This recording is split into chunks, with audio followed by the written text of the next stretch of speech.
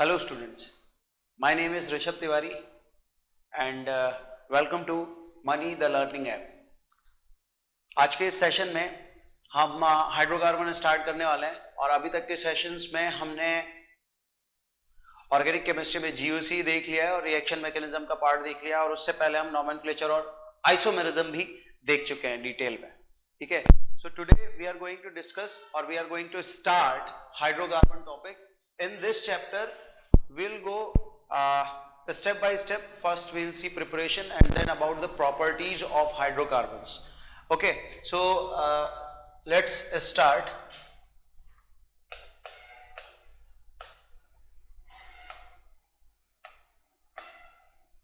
Hydrocarbons. So as we know that hydrocarbons are classified in various types. So let me classify it as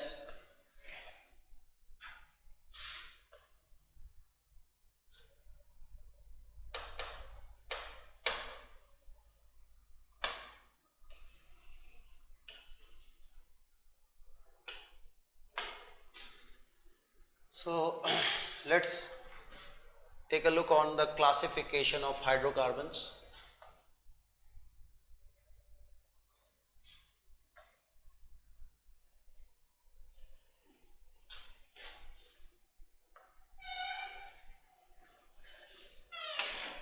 So first one is open chain and another is closed chain, or they are also called cyclic compounds. ठीक है, open chain compounds are also called aliphatic और acyclic compounds. जैसे यहां पे देख रहे हैं cyclic compounds जो क्लोज चेन होंगे वो साइक्लिक होंगे और जो साइक्लिक ना हो ओपन चेन हो उसे एसाइक्लिक कंपाउंड भी कहते हैं. ठीक है, it is also called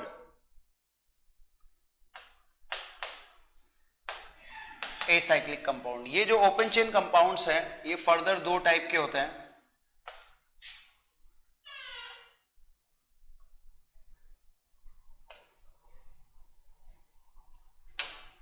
saturated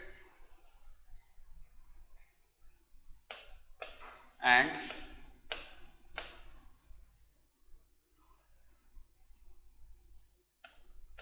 unsaturated. Saturated में कौन से आएंगे, जैसे एल्केन्स.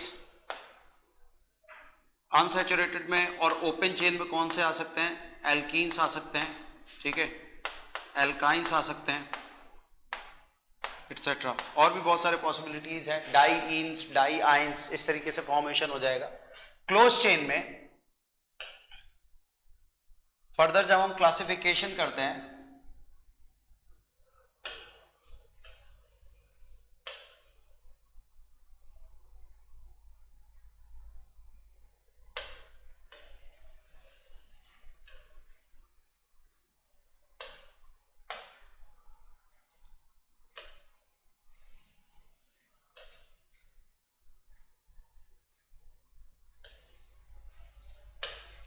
तो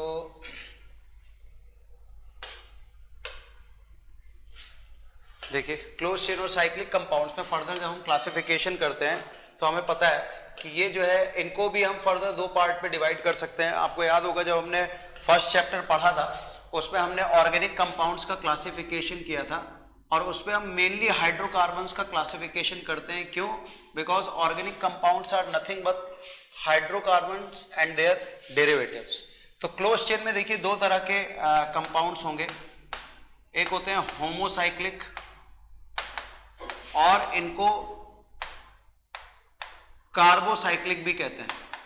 ठीक है, दूसरे होते हैं हेटेरोसाइक्लिक. ठीक,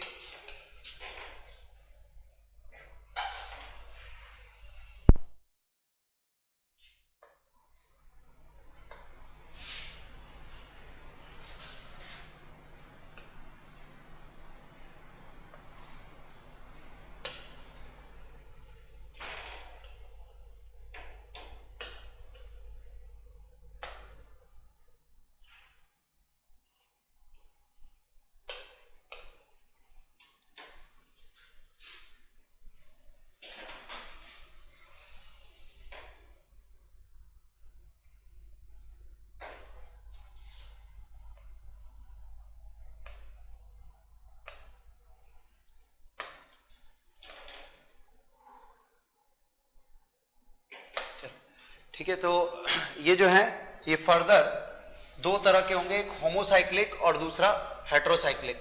ठीक है, तो इनमें अगर हम आगे क्लासिफिकेशन करें तो होमोसाइक्लिक का मतलब क्या होता है कि जो साइक्लिक कंपाउंड है उसमें जो रिंग का फॉर्मेशन हो रहा है, उनमें जो मेंबर्स इन्वॉल्व है वो सारे के सारे एक जैसे हैं, उनको हमने होमोसाइक्लिक नाम दे दिया।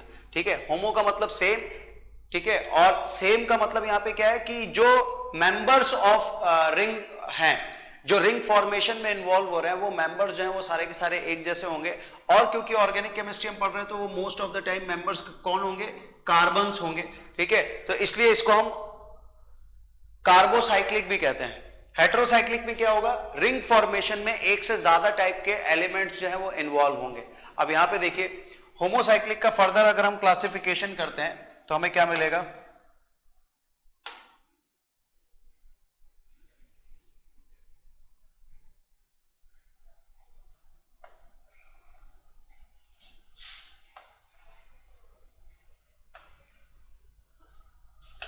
हमें फर्दर मिलता है होमोसाइक्लिक में दो तरीके के कंपाउंड्स आएंगे जिसको हम कार्बोसाइक्लिक कह रहे हैं। उनमें भी फर्दर दो टाइप का क्लासिफिकेशन आएगा, एक आएगा एरोमेटिक और दूसरा आता है एलिसाइक्लिक।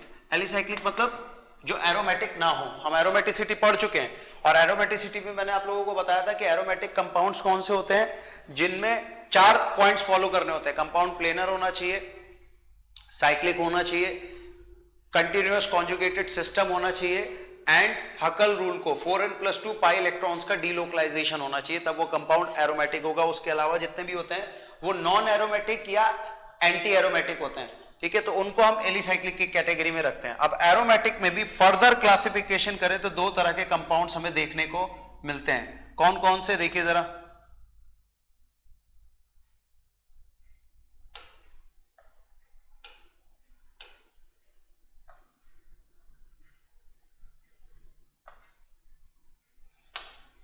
एक तो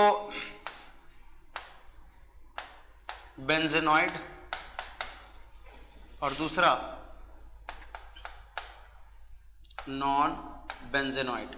मतलब ऐसे एरोमेटिक कंपाउंड जिनमें बेंजीन रिंग हो। इनको अलग अलग इसलिए किया है क्योंकि इस कैटेगरी के बहुत सारे कंपाउंड आपको मिलेंगे। बेंजीन के डेरिवेटिव्स बहुत सारे जितने भी होते हैं सब बेंजोनॉइड में आते हैं। तो एरोमेटिक में क्या होगा, बेंजोनॉइड और नॉन बेंजोनॉइड। ऐसे कंपाउंड जिनमें बेंजीन रिंग ना हो, बेंजीन रिंग की प्रेजेंस ना हो और लेकिन फिर भी एरोमेटिक हो, तो वो क्या होते हैं, नॉन बेंजोनॉइड कंपाउंड्स होते हैं। ऐसे कंपाउंड जिनमें एरोमेटिसिटी हो और वो एरोमेटिसिटी किसकी वजह से आ रही हो, बेंजोनॉइड की वजह से आ रही हो। ठीक है, या बेंजीन रिंग उसका पार्ट हो, तो जो है वो कंपाउंड जो है वो बेंजेनॉइड एरोमेटिक कंपाउंड कहलाता है। सिमिलरली हेट्रोसाइक्लिक में भी इसी तरीके से हम क्लासिफिकेशन करते हैं। ठीक है, तो हेट्रोसाइक्लिक कंपाउंड्स का अगर हम यहाँ पे क्लासिफिकेशन करें तो ये भी फर्दर जो है वो दो पार्ट्स पे डिवाइड किया जाता है।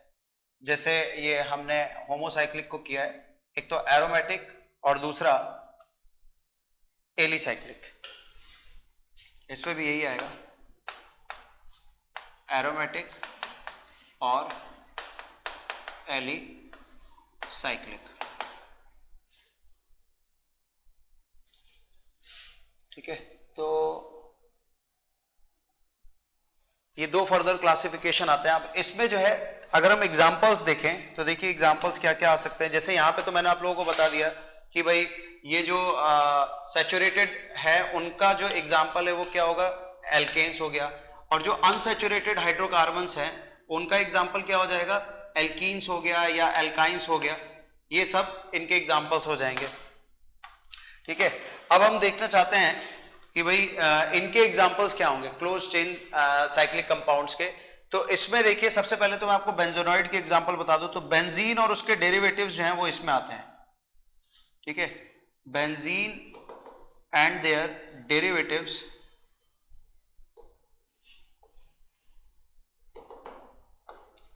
Benzene and their derivatives are part of it.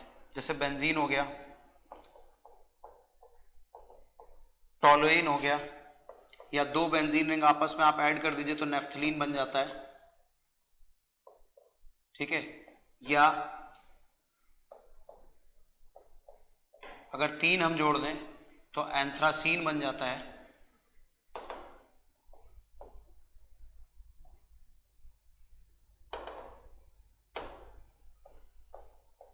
ठीक है, इस तरीके से हम इनको क्या कहते हैं, बेंजीन और देयर डेरिवेटिव्स। ठीक है, नॉन बेंजोनाइड में क्या होगा कि बेंजीन रिंग नहीं होगी लेकिन फिर भी वो एरोमेटिक होगा। जैसे एजुलीन, एजुलीन में क्या होता है, एक 7 मेंबर्ड रिंग होती है और एक 5 मेंबर्ड रिंग होती है, कुछ इस तरीके की, इसको कहते हैं एजुलीन। ठीक है, इसके अलावा जितने भी ऐसे आयनिक कंपाउंड्स होते हैं जो कि एरोमेटिक होते हैं लेकिन उसमें बेंजीन रिंग नहीं होती, जैसे ट्रोपोलियम आयन या ट्रोपोलीन। ठीक है, जैसे यहां पे मैं लिख देता हूं ट्रोपोलीन जो है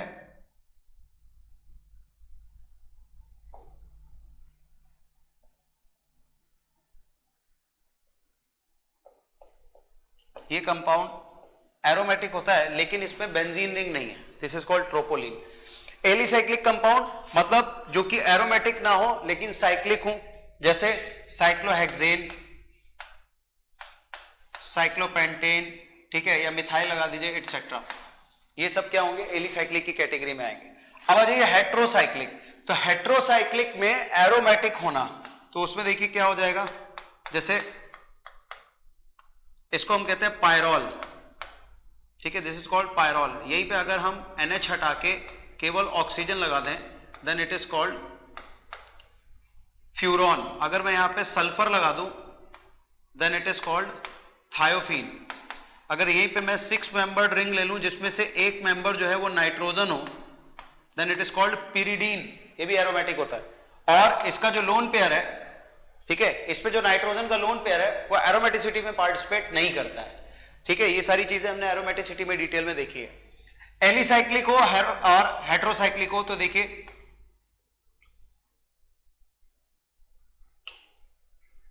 THF टेट्राहाइड्रोफ्यूरॉन, टेट्राहाइड्रोफ्यूरॉन में हमने क्या किया है, फ्यूरॉन में से हमने डबल बॉन्ड्स को जो है हटा दिया है, और कैसे हटाया है, हाइड्रोजन लगा के, तो इसको हम कह देते हैं THF, this is called tetrahydrofuran.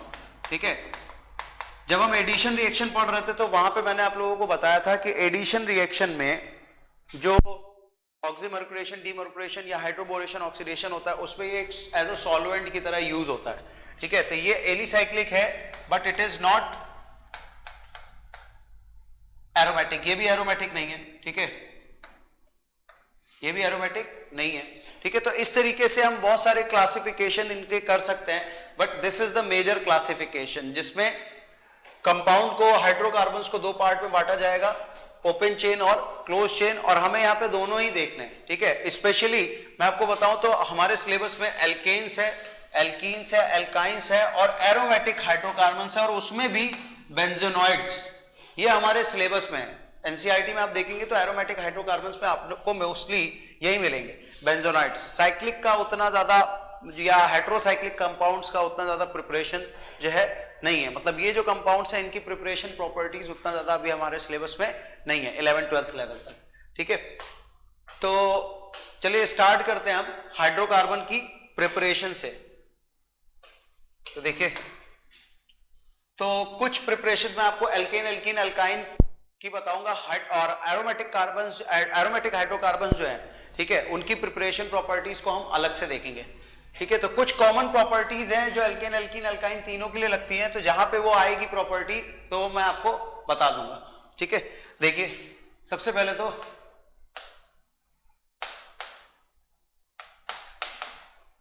Preparation methods for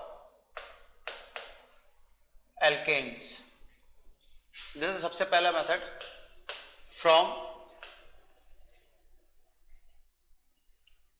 unsaturated hydrocarbons. देखिए, अब एक बात का ध्यान रखिएगा कि अब जब हम ये रिएक्शंस पढ़ेंगे ना तो उसमें बहुत सी रिएक्शंस ऐसी आएंगी जिनकी मैकेनिज्म जो है, या जिनको रिएक्शन मैकेनिज्म पढ़ने के दौरान हमने ऑलरेडी देखा होगा डिटेल में, तो उनको मैं बता दूंगा, लेकिन उनकी मैकेनिज्म हम बार बार नहीं देखेंगे क्योंकि वही रिएक्शन कई बार रिपीट होती है। ठीक है, उनकी मैकेनिज्म हम डिटेल में देख चुके हैं ठीक है, उनकी स्टीरियो भी हम कई रिएक्शंस की देख चुके हैं। तो जो चीजें यहाँ पे जरूरत पड़ेंगी केवल हम उनको ही देखेंगे, बाकी हमें केवल यहाँ पे डिफरेंट डिफरेंट टाइप की मेथड्स देखने की कितने तरीकों से एल्केन्स को, एल्कीन्स को, एल्काइंस को या एरोमेटिक हाइड्रोकार्बन्स को प्रिपेयर किया जा सकता है। ठीक है, और वो किस तरीके से रिएक्शंस में इन्वॉल्व होते हैं। क्लियर है? तो चलिए देखिए, अनसैचुरेटेड हाइड्रोकार्बन जैसे कि एल्कीन ले लिया मैंने, ठीक है, इसका नाम क्या है? प्रोपीन। इससे हमें बनाना है एल्केन। तो इनका ये देखिए, ये अनसैचुरेटेड है और जो प्रोडक्ट होगा वो एल्केन होगा, दैट विल बी सैचुरेटेड। तो उसमें आपको क्या करना होगा? ये डबल बॉन्ड हटाना होगा। ठीक है, तो हम क्या करवाते हैं? रिडक्शन करवाते हैं। ठीक है, और रिडक्शन करवाने के लिए हम क्या लेते हैं? हाइड्रोजन लेते हैं। किसकी प्रेजेंस में? पैलेडियम, प्लैटिनम या निकल कैटलिस्ट की प्रेजेंस में। ये जो है ना, ये तीन तरह के जो मेटल्स लिखे हैं, इनमें से कोई भी एक ले लेते हैं हम, वो कैटलिस्ट की तरह काम करता है। और होता क्या है, ये जो डबल बॉन्ड है इस पे ये हाइड्रोजन आके ऐड हो जाते हैं। इस तरह के एडिशन को हम बोलते हैं सिन एडिशन। ठीक है, सिन एडिशन आपको याद होगा, मैंने आपको बताया भी था कि ये जो हाइड्रोजन होता है कि सिन एडिशन में एक ही साइड से ऐड होगा, एंटी एडिशन में एक इधर से आ रहा है, दूसरा दूसरी साइड से आएगा डबल बॉन्ड के। ठीक है, तो सिन एडिशन में क्या होता है? सेम साइड से ही जाता है। अब इसको आप ऐसे समझ लीजिए, कुछ ऐसा होता है ये कि एक चैम्बर लेते हैं हम। ठीक है, उस चैम्बर में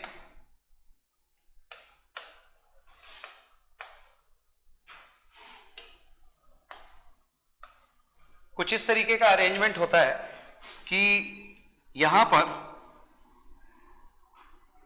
कैटलिस्ट का एक बेड होता है। ठीक है, मान लीजिए हमने प्लैटिनम कैटलिस्ट ले लिया। ठीक है, ये पूरा प्लैटिनम कैटलिस्ट है।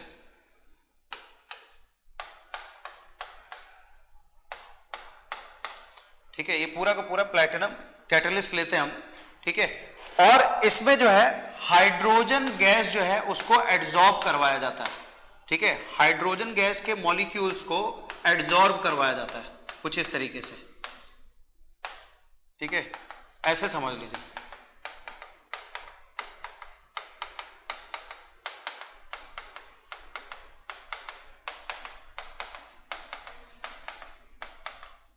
कुछ इस तरीके से हाइड्रोजन गैस के मॉलिक्यूल्स को एड्सॉर्ब करवाया जाता है और लेफ्ट साइड से हम एक अनसैचुरेटेड हाइड्रोकार्बन को जो है पास करते हैं। ठीक है, मैं यहां पे एक जनरल रिप्रेजेंटेशन बता दे रहा हूं।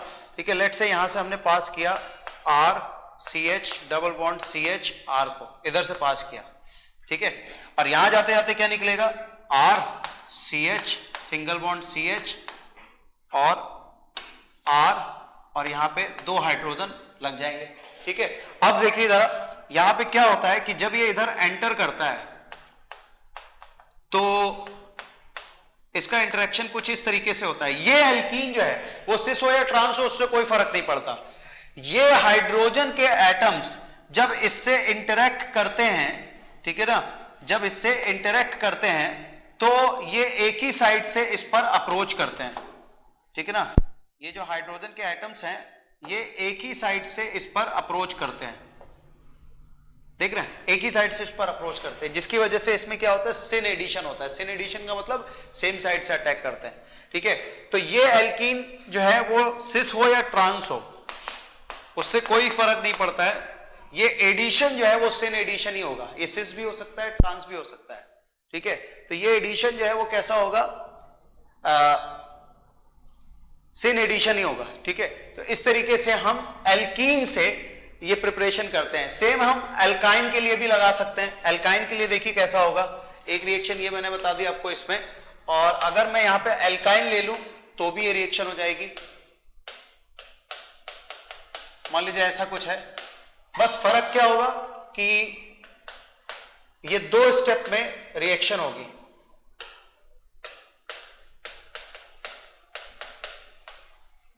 पहले स्टेप में ये इस तरीके से कन्वर्ट होगा, और अगर मैं आपसे पूछूं ये सिस होगा या ट्रांस होगा तो ये सिस होगा, because addition will be same. तो दोनों हाइड्रोजन सेम साइड से जाएंगे। ठीक है, फिर फर्दर आपको हाइड्रोजन के साथ रिएक्शन करवानी पड़ेगी, अगेन पैलेडियम, प्लैटिनम या निकल कैटलिस्ट लेके, और फिर से यहां पर ये डबल बॉन्ड भी खत्म हो जाएगा और ये ब्यूटेन हमें मिलेगा। तो ये क्या था, दिस वाज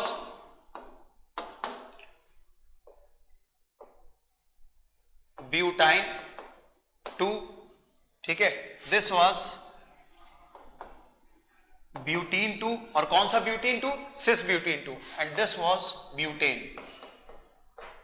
इसमें सिस ट्रांस तो होगा नहीं क्योंकि डबल बॉन्ड नहीं है, और ना ही डेक्स्ट्रो लीवो होगा क्योंकि कोई कायरल कार्बन नहीं है, ठीक है। तो आप इसको ऐसे भी समझा सकते हैं, कई बार इस तरीके से भी लिख दिया जाता है कि दो इक्विवेलेंट हाइड्रोजन जो है वो आपस में रिएक्ट कर रहा है। जैसे एक और एग्जांपल देख लीजिए, मान लीजिए ऐसा कुछ है, ठीक है, और हाइड्रोजन गैस के साथ हम रिएक्शन करवा रहे हैं, दो इक्विवेलेंट लिया है, ठीक है, और प्लैटिनम कैटलिस्ट हमने लिया है। तो यहां पे क्या होगा, ये प्रोडक्ट मिलेगा सीधे सीधे, ठीक है। दिस वाज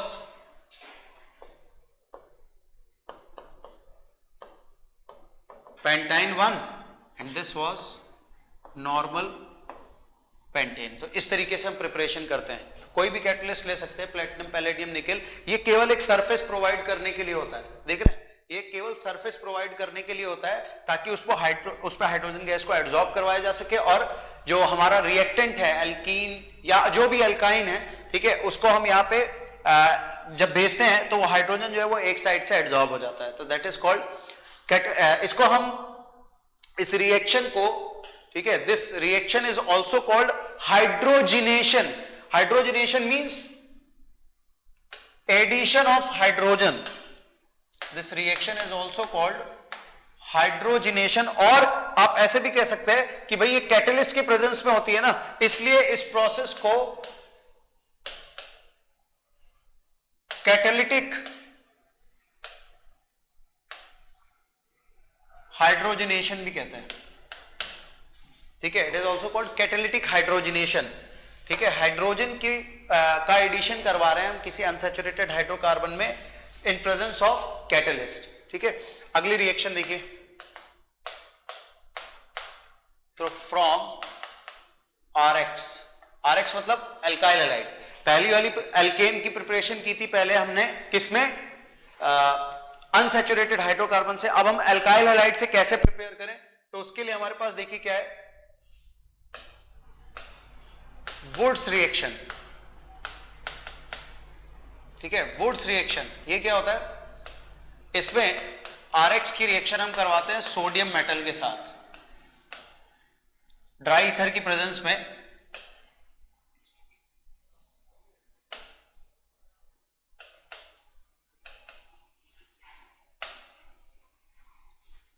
तो यहां पे क्या बनता है, RR और 2 टाइम्स NaX, ठीक है। तो अगर आप इसको बैलेंस करेंगे, तो अगर आप इसको बैलेंस करेंगे तो ये 2RX हो जाएगा। ये किस तरीके से होता है इसकी मैं आपको तरीका बता दूं, और मैं इसको इस तरीके से भी लिख सकता था।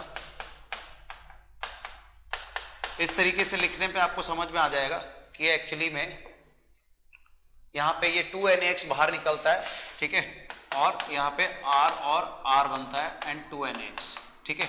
तो दोनों एक ही तरीके हैं, बस इसको रिप्रेजेंट लिखने का तरीका अलग अलग हो गया।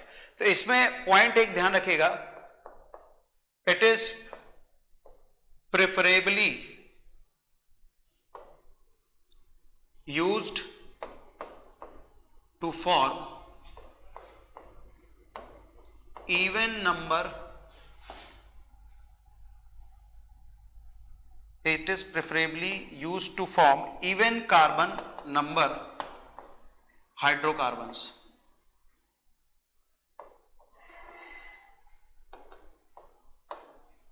मतलब ये ऐसे हाइड्रोकार्बन्स को बनाने में यूज की जाती है जिनमें इवन नंबर ऑफ कार्बन हो, जैसे इथेन हो गया, ब्यूटेन हो गया, हेक्सेन हो गया, ठीक है, ऐसे जिनमें इवन नंबर ऑफ कार्बन्स मिलते हो।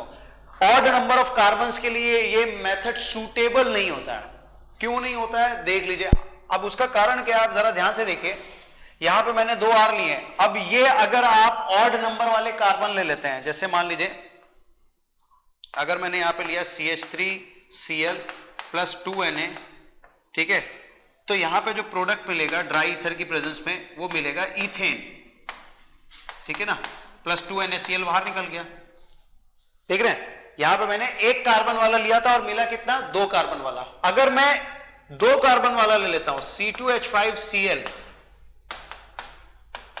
Plus 2Na in presence of dry ether, तो हमें मिलेगा ब्यूटेन।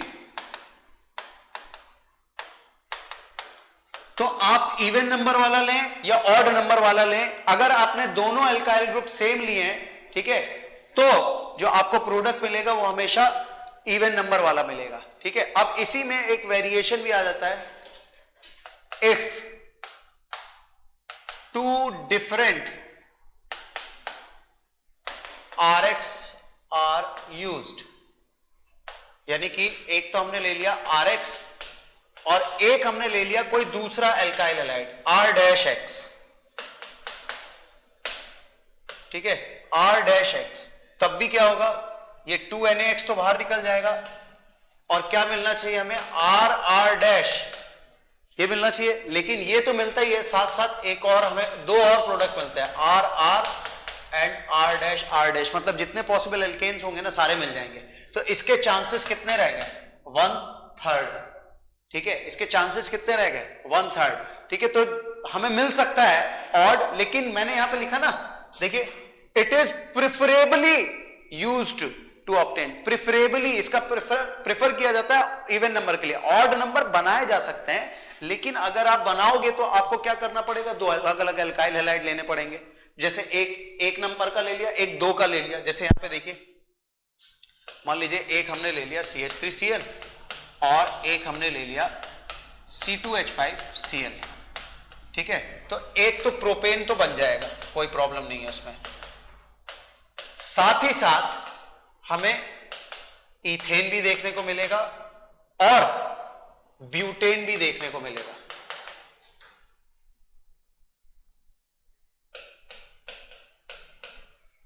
और NaCl बनेगा वो अलग, ठीक है। अच्छा, एक बात और ध्यान रखिएगा, यहां पे मैं बैलेंसिंग नहीं कर रहा हूं।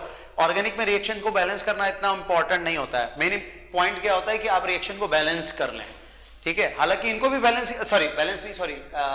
पॉइंट क्या होता है कि आप इनके प्रोडक्ट डिसाइड कर लें, ठीक है। बाकी चीजें तो आप बैलेंस कर सकते हैं, रिएक्शंस को भी, लेकिन वो उतना इंपॉर्टेंट नहीं होता। ऑर्गेनिक में इंपॉर्टेंट होता है कि मैकेनिज्म क्या है और प्रोडक्ट क्या बनेगा, that is the most important part in organic reactions, okay. तो रिएक्शन अगर बैलेंस नहीं भी है तो भी आप उसको जो है लिख सकते हैं। अब देखिए, यहां पे हमने लिया था मिथाइल क्लोराइड और इथाइल क्लोराइड। अब जरा देखिए प्रोडक्ट क्या क्या मिले हमें। एक प्रोडक्ट मिला है हमें प्रोपेन, ये तो ऑड नंबर वाला हो गया। दूसरा हमें मिला है इथेन और तीसरा हमें क्या मिला है, ब्यूटेन। तो हम चाह रहे थे कि भाई हमें ऑड वाला भी मिल जाए, तो ऑड वाला मिला तो, लेकिन उसके चांसेस देखिए, ये 2 इवन वाले बन रहा है और एक ऑड वाला बन रहा है, तो ऑड वाले के चांसेस बहुत कम होंगे। तो it is mainly preferred to use for the preparation of even membered hydrocarbon, जिनमें कार्बन का जो नंबर है वो इवन में हो, 2 हो, 4 हो, 6 हो, इस तरीके से उनके लिए ये प्रिफर्ड होता है। क्लियर? तो इस तरीके से हम इनको करेंगे, ठीक है। इसके अलावा एक और तरीका है, जैसे जिंक भी आप ले सकते हैं, जिंक भी ले सकते हैं, सिल्वर भी ले सकते हैं, उनके साथ भी रिएक्शन करवाई जा सकती है। जैसे मान लीजिए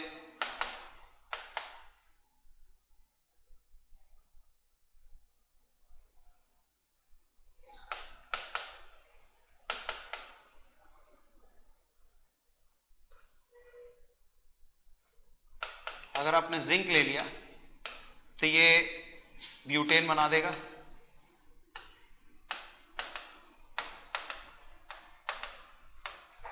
और ZnBr2 बाहर निकाल देता है। बस फर्क क्या है कि वहां पे हैलाइड आयन को, 2 हैलाइड आयन को निकालने के लिए 2 सोडियम की जरूरत पड़ रही थी, यहां पे एक ही जिंक जो है वो काम कर देता है। रीजन, क्योंकि जिंक की जो वैलेंसी है वो 2 होती है, इसके आउटर मोस्ट शेल में 2 इलेक्ट्रॉन्स रहते हैं, ठीक है। इसके आउटर मोस्ट शेल में जो है वो 2 इलेक्ट्रॉन्स रहते हैं। अच्छा, इसका यूज जो है ना, जिंक का यूज एल्कीन बनाने में भी किया जाता है, ठीक है। वो कैसे होगा वो मैं आगे बताऊंगा एल्कीन्स की प्रिपरेशन में, ठीक है।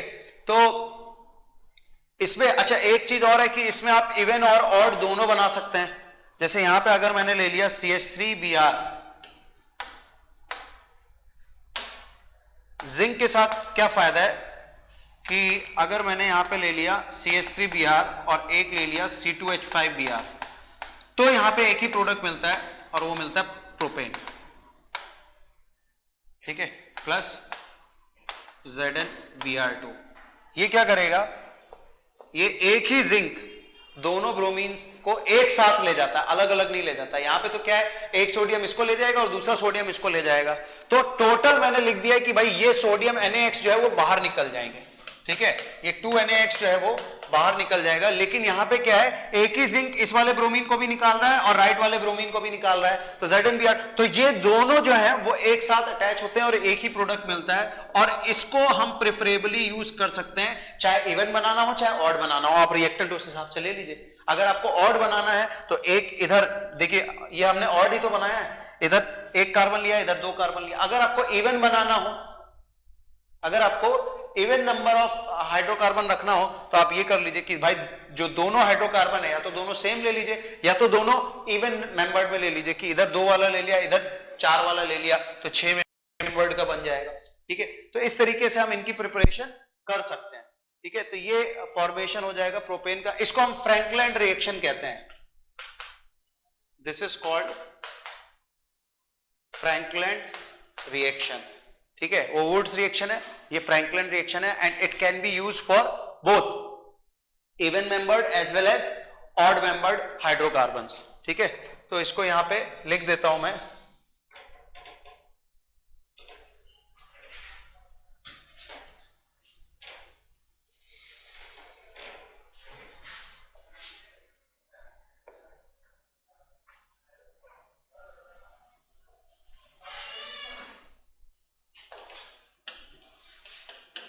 ठीक है। तो यहीं पे लिख देता हूं, Frankland reaction and it can be used for both even and odd membered alkanes, ठीक है। तो इनको हम इस तरीके से यूज कर सकते हैं। तो ये जो है ये प्रिपरेशन मेथड्स हैं। कुछ और प्रिपरेशन मेथड्स हैं जिनको हम अभी आगे की क्लासेस में कवर करेंगे, ठीक है। और उन मेथड्स पे मैं आपको बताऊंगा कि कैसे एल्कीन एल्काइन जो है वो दोनों बनाए जा सकते हैं अलोंग विद एल्केन, ठीक है। तो आज के लिए हम इतना ही रखते हैं। तो चलिए एक बार रीडू कर लेते हैं कि आज की क्लास में हमने क्या क्या पढ़ा है। तो सबसे पहले तो भाई हमने स्टार्टिंग की थी हाइड्रोकार्बन की क्लासिफिकेशन से। उसमें मैंने आप लोगों को बताया ये वही क्लासिफिकेशन है, कोई नया क्लासिफिकेशन नहीं है, ये वही क्लासिफिकेशन है जो हमने first in the very first chapter we have studied about that nomenclature of organic compound. तो वहां पे मैंने ऑर्गेनिक कंपाउंड्स का जो क्लासिफिकेशन किया था वो यही किया था कि भाई हाइड्रोकार्बन्स जो हैं वो आपको दो तरीके से मिलेंगे, open chain, close chain. Close chain को हम साइक्लिक कंपाउंड्स भी कहते हैं, ओपन चेन को हम एलिफेटिक कंपाउंड या एसाइक्लिक कंपाउंड भी कहते हैं। इसमें कंफ्यूज मत होइएगा, acyclic and alicyclic are different compounds, ठीक है। एसाइक्लिक मतलब साइकिल नहीं है, एलिसाइक्लिक मतलब साइक्लिक है लेकिन वो एरोमेटिक नहीं है, ठीक है। तो अच्छा, इसमें क्या आ जाएगा फिर फर्दर, ओपन चेन में सैचुरेटेड और अनसैचुरेटेड, क्लोज चेन में क्या आ जाएगा, होमोसाइक्लिक, हेट्रोसाइक्लिक। फिर इन दोनों में सेम तरह का classification, aromatic alicyclic and aromatic alicyclic, ठीक है। एलिसाइक्लिक की एग्जांपल है जो एरोमेटिक ना हो वो एलिसाइक्लिक, वो उसमें नॉन एरोमेटिक भी आता है, एंटी एरोमेटिक भी आता है, ठीक है। अब जैसे अगर हम यहां पे बात कर रहे हैं एलिसाइक्लिक की, तो इस एलिसाइक्लिक में केवल साइक्लोहेक्सेन नहीं आएगा, साइक्लोहेक्सीन भी आ सकता है, ठीक है ना।